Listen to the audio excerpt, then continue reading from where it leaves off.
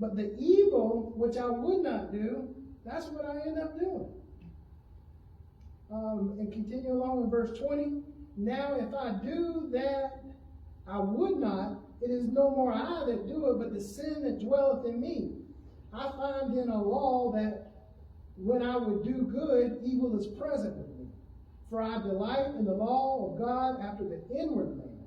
But I see another law in my members, warring against the law of my mind, and bringing me into captivity to the law of sin which is in my members.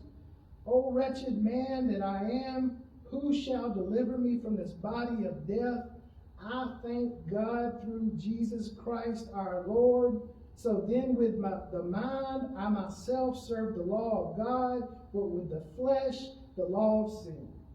So you can see here Paul is saying that there's a law of sin in his mind, that he wants to follow what God is telling him. He's got past the third step, but he's struggling with that fourth step of stopping all sin.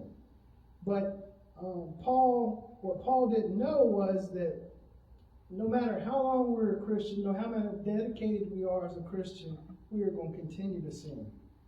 We cannot be perfect in this fleshly body. And I think Paul is saying that. He's saying there's a law in my mind to do good, and I want to do that, but then there's also a law fighting against that law in my mind, and that is the law of sin in my flesh.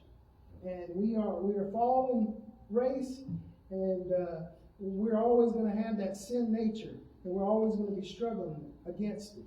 But with God's help and with dedication and patience and prayer, you can do, just because it's not possible for us to live a perfect life doesn't mean we shouldn't try. Right. So we try our best.